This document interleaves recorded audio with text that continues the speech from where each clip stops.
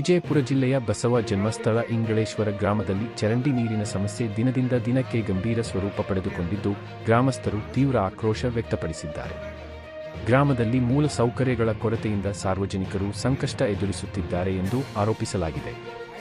ವರದಿ: ಬಸವ ಜನ್ಮಸ್ಥಳವಾಗಿ ರಾಜ್ಯದಾದ್ಯಂತ ಪ್ರಸಿದ್ಧಿ ಪಡೆದಿರುವ ಇಂಗಳೇಶ್ವರ ಗ್ರಾಮದಲ್ಲಿ ಚರಂಡಿ ನೀರು ರಸ್ತೆಗಳ ಮೇಲೆ ಹರಿಯುತ್ತಿದ್ದು, ಸಾರ್ವಜನಿಕರ ಓಡಾಟಕ್ಕೆ ತೊಂದರೆ ಉಂಟಾಗಿದೆ. ಮಳೆಗಾಲದ ಸಂದರ್ಭದಲ್ಲಿ ಸಮಸ್ಯೆ ಮತ್ತಷ್ಟು ಉಲ್ಬಣಗೊಳ್ಳುತ್ತಿದ್ದು, ಸಾಂಕ್ರಾಮಿಕ ರೋಗಗಳ ಭೀತಿ ಎದುರಾಗಿದೆ ಎಂದು ಗ್ರಾಮಸ್ಥರು ತಿಳಿಸಿದ್ದಾರೆ. ಈ ಕುರಿತು ಸಂಬಂಧಪಟ್ಟ ಅಧಿಕಾರಿಗಳಿಗೆ ಹಲವಾರು ಬಾರಿ ಮನವಿ ಸಲ್ಲಿಸಿದರೂ ಶಾಶ್ವತ ಪರಿಹಾರ ದೊರೆತಿಲ್ಲ ಎಂದು ಗ್ರಾಮಸ್ಥರು ಆರೋಪಿಸಿದ್ದಾರೆ. ತಕ್ಷಣವೇ ಗ್ರಾಮದಲ್ಲಿ ಸಮರ್ಪಕ ಚರಂಡಿ ವ್ಯವಸ್ಥೆ ನಿರ್ಮಿಸಿ ಸಮಸ್ಯೆ ಪರಿಹರಿಸಬೇಕೆಂದು ಒತ್ತಾಯಿಸಿದ್ದಾರೆ. ಸರ್ಕಾರ ಮತ್ತು ಸ್ಥಳೀಯ ಆಡಳಿತ ಈ ಸಮಸ್ಯೆಯನ್ನು ಗಂಭೀರವಾಗಿ ಪರಿಗಣಿಸಿ ಸೂಕ್ತ ಕ್ರಮ ಕೈಗೊಳ್ಳಬೇಕು ಎಂದು ಗ್ರಾಮಸ್ಥರು ಆಗ್ರಹಿಸಿದ್ದಾರೆ. ಕ್ಯಾಮೆರಾ ಪರ್ಸನ್ ಜೊತೆ ನಾನು ಸಂತೋಷ್ ಕಟ್ಟಿಮನಿ, ವಿಜಯಪುರ ವಾಯ್ಸ್ ಡಿಜಿಟಲ್, ವಿಜಯಪುರ. ಹೋಗ್ಬೇಕಂತಂದ್ರೆ ಸರಿಯಾದಂಥ ಒಂದು ರಸ್ತೆಯ ಒಂದು ಸುಧಾರಣೆ ಇಲ್ಲ. ಮೊದಲೇನು ಜಾಮದಾರವರು ಮಾಡಿದ್ರು, ಆದ ನಂತರ ಇಲ್ಲಿ ಸ್ಥಳೀಯ ಗ್ರಾಮ ಪಂಚಾಯತಿ ಇದನ್ನು ನಿರ್ವಹಣೆ ಮಾಡ್ಲಿಕ್ಕೆ ಅವ್ರಿಗೆ ಹಣೆ ಬರ ಆಗ್ತಾ ಇಲ್ಲ. ಹಲವಾರು ಬಾರಿ ಹೇಳಿದ್ದೇವೆ, ಇಲ್ಲಿ ಗಂಟರ ನೀರು ಇಲ್ಲಿ ದಿನನಿತ್ಯ ಇಲ್ಲಿ ಮೊಳಕಾಲ್ವರೆಗೂ ಕೂಡ ನೀರದ ಮತ್ತು ಇಲ್ಲಿ ಒಂದು ಚರಂಡಿ ಅನ್ನೋದು ತುಂಬಿ ಇಲ್ಲಿ ರಾಡಿ ನಿಂತದೆ ಎಲ್ಲ ಕೆಸರು. ಇಲ್ಲಿ ಅಲ್ಲಿ ದಿನನಿತ್ಯಲೂ ನೂರಾರು ಶರಣರು ಇಲ್ಲಿ ಸ್ಮಾರಕ ನೋಡ್ಲಿಕ್ಕೆ ಬರ್ತಾರೆ. ಬಂದವರೆಲ್ಲ ಇಂಗಳೇಶ್ವರ ಗ್ರಾಮಸ್ಥರಿಗೂ ಕೂಡ ಹಿಡಿ ಶಾಪ್ ಆಗಿ ಹೋಗ್ತಾರೆ.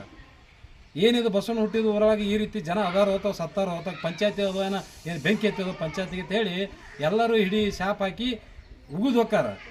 ನಾವೊಂದು 2 ಬಾರಿ ಪಂಚಾಯತಿ ಪೀಡಿಯೋರಿಗೆ ಹೇಳಿದೆವು, ಹಿಂದಿನ ಒಂದು ಅಧಿಕಾರದಲ್ಲಿರ್ತಕ್ಕಂಥ ಎಲ್ಲ ಆಡಳಿತ ಮಂಡಳಿಗೆ ಹೇಳಿದೆವು.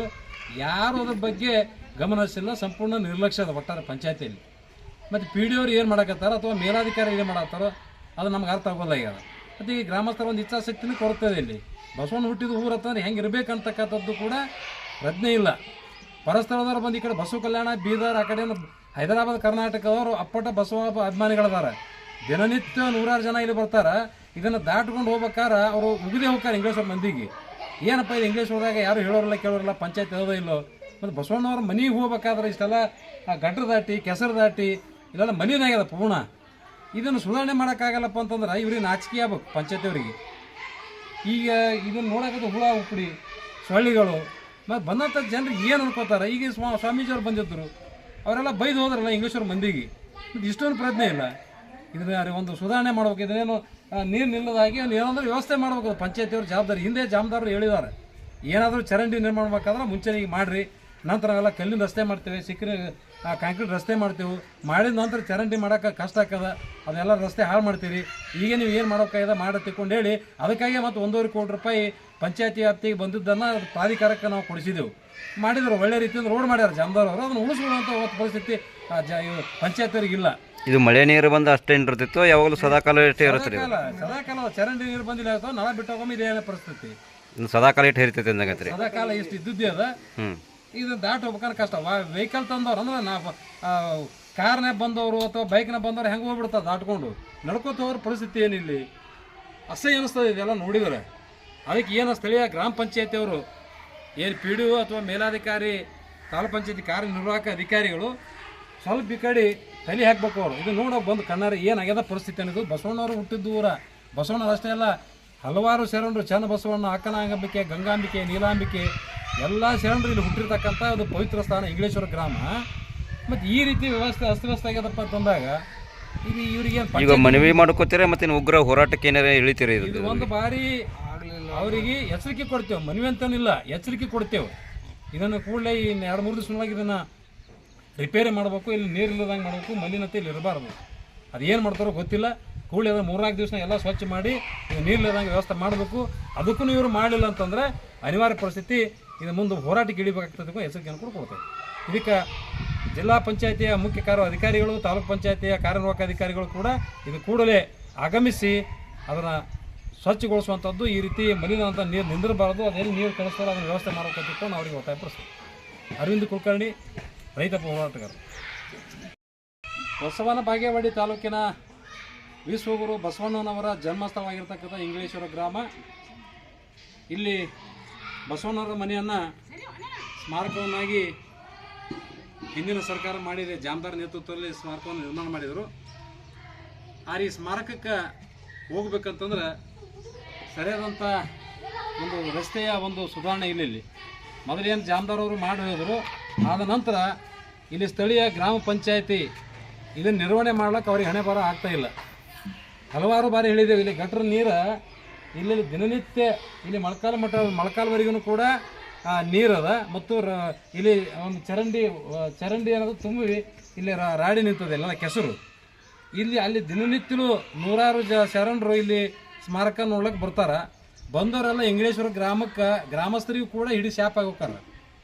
ಏನಿದು ಬಸವಣ್ಣ ಹುಟ್ಟಿದ ಊರವಾಗಿ ಈ ರೀತಿ ಜನ ಅದಾರೋ ಅಥವಾ ಸತ್ತಾರೋ ಅಥವಾ ಪಂಚಾಯತಿ ಅದೋ ಏನು ಬೆಂಕಿ ಎತ್ತದೋ ಪಂಚಾಯತಿಗೆ ಅಂತೇಳಿ ಎಲ್ಲರೂ ಹಿಡಿ ಶಾಪ್ ಹಾಕಿ ಉಗಿದು ಹೋಗ್ತಾರೆ. ನಾವೊಂದು 2 ಬಾರಿ ಪಂಚಾಯತಿ ಪಿ ಡಿ ಅವ್ರಿಗೆ ಹೇಳಿದೆವು, ಹಿಂದಿನ ಒಂದು ಅಧಿಕಾರದಲ್ಲಿರ್ತಕ್ಕಂಥ ಎಲ್ಲ ಆಡಳಿತ ಮಂಡಳಿಗೆ ಹೇಳಿದೆವು. ಯಾರು ಅದ್ರ ಬಗ್ಗೆ ಗಮನ ಹರಿಸಿಲ್ಲ, ಸಂಪೂರ್ಣ ನಿರ್ಲಕ್ಷ್ಯ ಅದ ಒಟ್ಟಾರೆ ಪಂಚಾಯತಿಯಲ್ಲಿ. ಮತ್ತು ಪಿ ಡಿ ಅವ್ರು ಏನು ಮಾಡಕತ್ತಾರೋ ಅಥವಾ ಮೇಲಾಧಿಕಾರಿ ಏನು ಮಾಡತ್ತಾರೋ ಅದು ನಮ್ಗೆ ಅರ್ಥ ಆಗೋಲ್ಲ. ಈಗ ಮತ್ತು ಈ ಗ್ರಾಮಸ್ಥರ ಒಂದು ಇಚ್ಛಾಶಕ್ತಿನೂ ಕೊರತದೆ. ಇಲ್ಲಿ ಬಸವಣ್ಣ ಹುಟ್ಟಿದ ಊರು ಅಂತಂದ್ರೆ ಹೆಂಗೆ ಇರಬೇಕಂತಕ್ಕಂಥದ್ದು ಕೂಡ ಪ್ರಜ್ಞೆ ಇಲ್ಲ. ಪರಸ್ಥಳದವ್ರು ಬಂದು ಈ ಕಡೆ ಬಸವ ಕಲ್ಯಾಣ, ಬೀದರ್, ಆ ಕಡೆ ಹೈದರಾಬಾದ್, ಕರ್ನಾಟಕದವರು ಅಪ್ಪಟ ಬಸವ ಅಭಿಮಾನಿಗಳದಾರ. ದಿನನಿತ್ಯ 100 ಜನ ಇಲ್ಲಿ ಬರ್ತಾರೆ. ಇದನ್ನು ದಾಟ್ಕೊಂಡು ಹೋಗ್ಬೇಕಾರೆ ಅವರು ಉಗಿದೇ ಹೋಗ್ತಾರೆ ಇಂಗ್ಲೇಶ್ವರ ಮಂದಿಗೆ. ಏನಪ್ಪ ಇದು ಇಂಗ್ಲೇಶ್ವರದಾಗ ಯಾರು ಹೇಳೋರಿಲ್ಲ ಕೇಳೋರಿಲ್ಲ, ಪಂಚಾಯತ್ ಹೇಳೋದೇ ಇಲ್ಲೋ. ಮತ್ತು ಬಸವಣ್ಣವ್ರ ಮನೆಗೆ ಹೋಗ್ಬೇಕಾದ್ರೆ ಇಷ್ಟೆಲ್ಲ ಗಟ್ರ ದಾಟಿ ಕೆಸರು ದಾಟಿ ಇಲ್ಲೆಲ್ಲ ಮಲಿನಾಗ್ಯದ ಪೂರ್ಣ. ಇದನ್ನು ಸುಧಾರಣೆ ಮಾಡೋಕ್ಕಾಗಲ್ಲಪ್ಪ ಅಂತಂದ್ರೆ ಇವ್ರಿಗೆ ನಾಚಿಕೆ ಆಗ್ಬೇಕು ಪಂಚಾಯತಿಯವರಿಗೆ. ಈಗ ಇದನ್ನು ನೋಡೋಕ್ಕದು ಹುಳ ಉಪ್ಪಡಿ ಸೊಳ್ಳಿಗಳು ಮತ್ತು ಬಂದಂಥ ಜನರಿಗೆ ಏನು ಅನ್ಕೋತಾರೆ. ಈಗ ಸ್ವಾಮೀಜಿಯವ್ರು ಬಂದಿದ್ದರು, ಅವರೆಲ್ಲ ಬೈದು ಹೋದ್ರಲ್ಲ ಇಂಗ್ಲೇಶ್ವರ ಮಂದಿಗೆ. ಮತ್ತು ಇಷ್ಟೊಂದು ಪ್ರಜ್ಞೆ ಇಲ್ಲ. ಇದನ್ನ ಒಂದು ಸುಧಾರಣೆ ಮಾಡ್ಬೇಕು. ಇದನ್ನೇನು ನೀರು ನಿಲ್ಲದಾಗಿ ಏನಾದರೂ ವ್ಯವಸ್ಥೆ ಮಾಡ್ಬೇಕು. ಪಂಚಾಯತಿಯವ್ರ ಜವಾಬ್ದಾರಿ. ಹಿಂದೆ ಜಾಮದಾರರು ಹೇಳಿದ್ದಾರೆ, ಏನಾದರೂ ಚರಂಡಿ ನಿರ್ಮಾಣ ಮಾಡ್ಬೇಕಾದ್ರೆ ಮುಂಚೆನೇ ಈಗ ಮಾಡಿರಿ, ನಂತರ ನಾವೆಲ್ಲ ಕಲ್ಲಿನ ರಸ್ತೆ ಮಾಡ್ತೇವೆ, ಕಾಂಕ್ರೀಟ್ ರಸ್ತೆ ಮಾಡ್ತೇವೆ. ಮಾಡಿದ ನಂತರ ಚರಂಡಿ ಮಾಡೋಕೆ ಕಷ್ಟ ಆಗ್ತದ, ಅದೆಲ್ಲ ರಸ್ತೆ ಹಾಳು ಮಾಡ್ತೀರಿ. ಈಗ ನೀವು ಏನು ಮಾಡೋಕ್ಕಾಗ್ಯದ ಮಾಡಿ ತಿಳ್ಕೊಂಡು ಹೇಳಿ ಅದಕ್ಕಾಗಿ ಮತ್ತು 1.5 ಕೋಟಿ ರೂಪಾಯಿ ಪಂಚಾಯತಿ ವ್ಯಾಪ್ತಿಗೆ ಬಂದಿದ್ದನ್ನು ಪ್ರಾಧಿಕಾರಕ್ಕೆ ನಾವು ಕೊಡಿಸಿದೆವು. ಮಾಡಿದ್ರು ಒಳ್ಳೆ ರೀತಿಯಿಂದ ರೋಡ್ ಮಾಡ್ಯಾರ ಜಾಮದಾರ್ ಅವರು. ಅದನ್ನು ಉಳಿಸ್ಕೊಳ್ಳುವಂಥ ಪರಿಸ್ಥಿತಿ ಪಂಚಾಯತಿಯವ್ರಿಗೆ ಇಲ್ಲ. ಇದು ಮಳೆ ನೀರು ಬಂದು ಅಷ್ಟೇ ಇರ್ತಿತ್ತು, ಯಾವಾಗಲೂ ಸದಾಕಾಲ ಇಷ್ಟೇ ಇರುತ್ತೆ. ಸದಾಕಾಲ ಚರಂಡಿ ನೀರು ಬಂದಿಲ್ಲ ಅಥವಾ ನಳ ಬಿಟ್ಟೋಗಮ್ಮ ಇದೇನೇ ಪರಿಸ್ಥಿತಿ. ಸದಾಕಾಲ ಇಟ್ಟು ಇರ್ತೈತೆ ಅಂದಾಗತ್ರಿ. ಸದಾಕಾಲ ಇಷ್ಟು ಇದ್ದಿದ್ದೇ ಅದ. ಇದು ದಾಟ್ ಹೋಗ್ಬೇಕಾದ್ರೆ ಕಷ್ಟ. ವೆಹಿಕಲ್ ತಂದವ್ರು ಅಂದ್ರೆ ನಾವು ಕಾರ್ನಾಗ ಬಂದವರು ಅಥವಾ ಬೈಕ್ನಾಗ ಬಂದವ್ರು ಹೆಂಗೆ ಹೋಗ್ಬಿಡ್ತಾರೆ ದಾಟ್ಕೊಂಡು. ನಡ್ಕೋತ ಹೋದ್ರ ಪರಿಸ್ಥಿತಿ ಏನಿಲ್ಲಿ ಅಸಹ್ಯ ಅನಿಸ್ತದೆ ಇದೆಲ್ಲ ನೋಡಿದರೆ.